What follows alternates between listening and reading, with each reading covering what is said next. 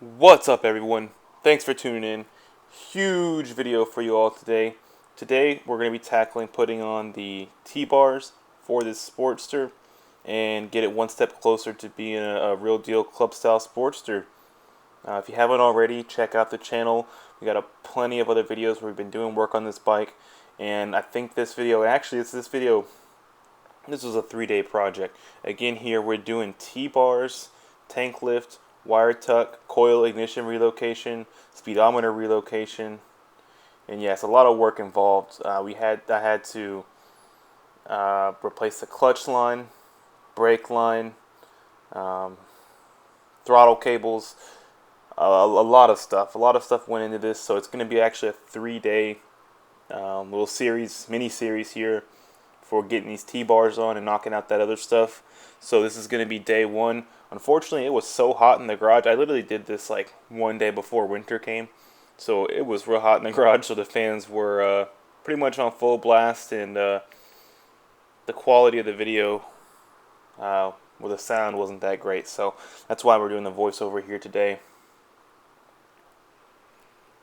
So here, and honestly, I'm doing things out of order in this video. To be honest, I bought this bike in the beginning of the year, so at this point I've only had it for maybe, I want to say 6 to 9 months. Really not that long. I haven't done any major work on a bike before this. This is pretty much my biggest project I've ever done right here. So I'm doing some things out of order, probably not doing some things right. But again, y'all, this channel was never meant to be like a tutorial channel or a how-to, more so just documenting what I'm doing. Again, I've known nothing about Harleys at the beginning of 2019. Now to doing a big job like this. This is something I called around the dealerships and looking around into it. This is gonna cost a pretty penny to do at the dealership. Some of them quoted like 5 or 6 hours. It could be even more at the dealerships. But myself, I don't even want to tell y'all how many hours I have into this. It's really way too much. And actually, I started getting frustrated as it went on, because it was really a lot. I thought I could tackle it all in one day, and again, it turned into a 3-day little project. This first one here, it's mostly just me tearing apart the bike, taking everything off of it. Again, not going to be too much sound on this one, but I promise you in the next video, I've got my brother. He's going to be actually the cameraman. That video is hilarious. You get to see all my frustrations with bleeding the brakes and everything. So make sure you subscribe and stay tuned for that one. That's going to be released almost right after this one.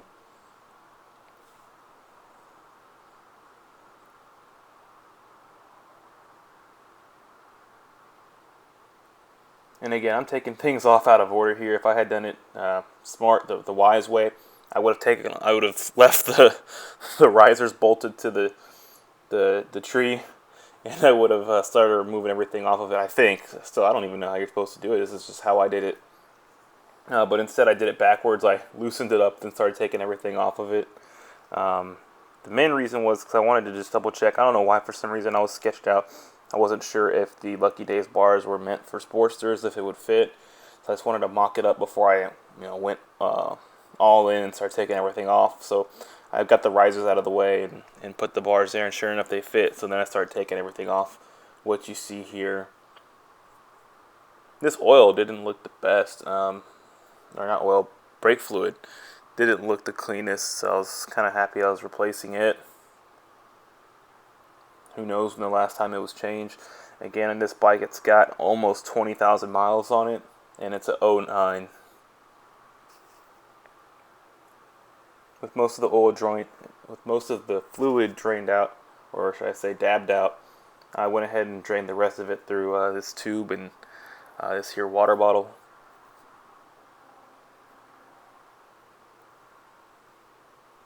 That's the rest that came out of it.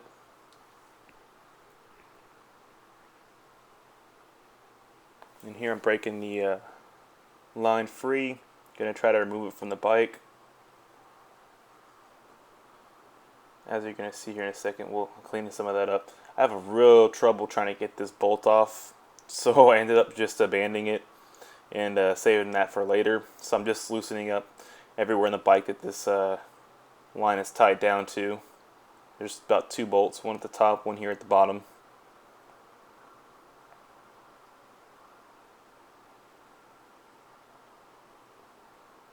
and I just end up taking the thing off while it's still connected.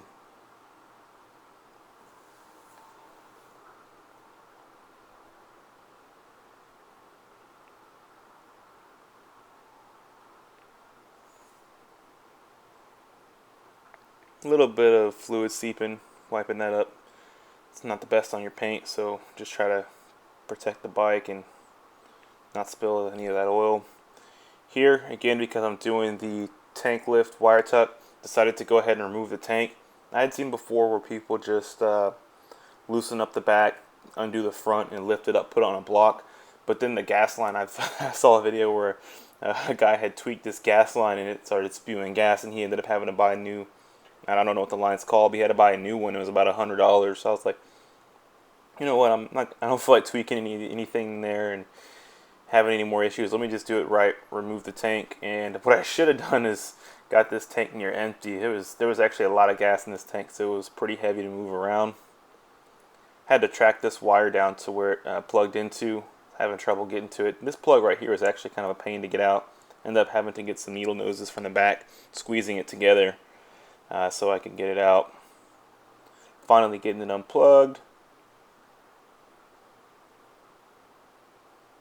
And that's the last thing I needed to disconnect for the tank. Oh, one more thing. This is the piece actually here that the one that's still connected. This is the one that you might drop a little bit of gas out on. Me, not even really that much. Not even a drop. I'm cleaning it up, but nothing came out really. But that's the line that I've seen people bend before, and they had problems with it leaking. So I was like, let me not even try to leave the tank on. I'm just going to remove it all together so I don't tweak it or pinch it.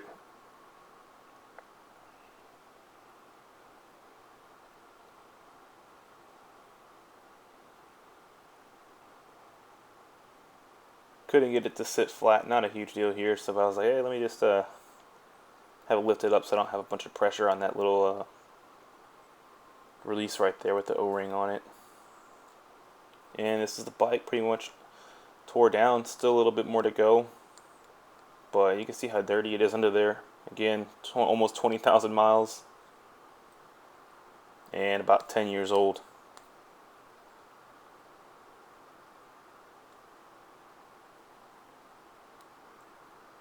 At this point, I think the bike is in pieces, but it's about to get a little bit worse. Got to take off all of the plastics that we're removing for the wire tuck.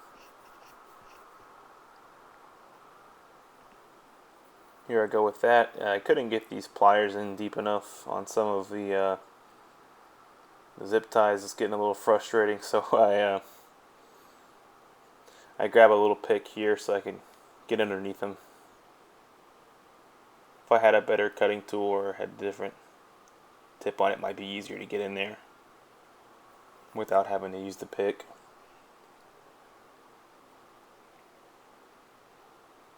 And it's got a little Torx bolt right here.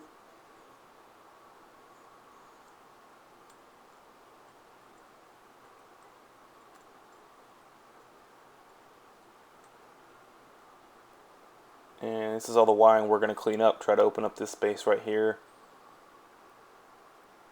All that should be tucked underneath the tank.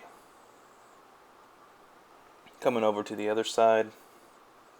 Quickly just snapping everything off over here.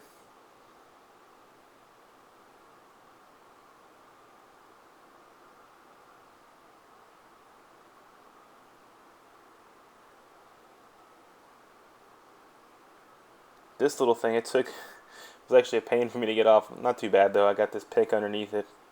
Could have kept going at it with the pick or a flathead, but I had this special little tool here and I decided perfect time to use it, and that thing came right off. Again, you might not have this tool, so if you're doing it, probably get away with the flathead.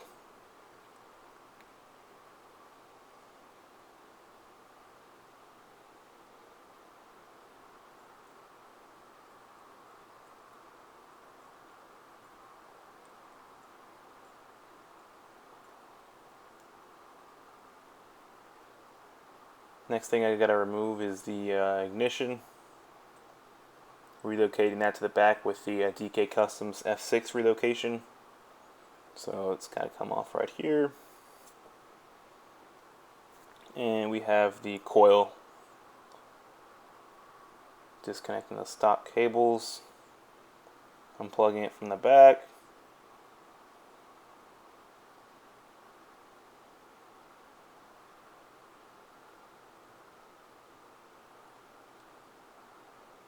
Took me a second here to figure out how to get it out.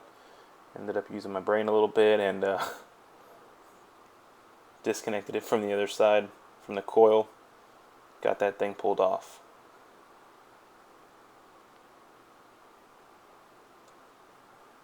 And just checking out the wires again, seeing how it all looks before I route it all over the top of the frame there so it can go under the tank. And last clip here, just got me putting the T-bars on, getting started, seeing how it looks. Again, y'all, thanks for watching this video. The next one's going to be a lot more entertaining. My brother's filming and it's hilarious. You get to see how frustrated I am on day 2. Again, I thought this was going to be a one-day deal, but this thing really got extended. Make sure y'all stay tuned for day 2 and 3 of this mini-series. And subscribe. Hey, there's not too many people doing any T-bar installs on their club style Sportsters on YouTube. So I hope you all found this video entertaining, and subscribe for more.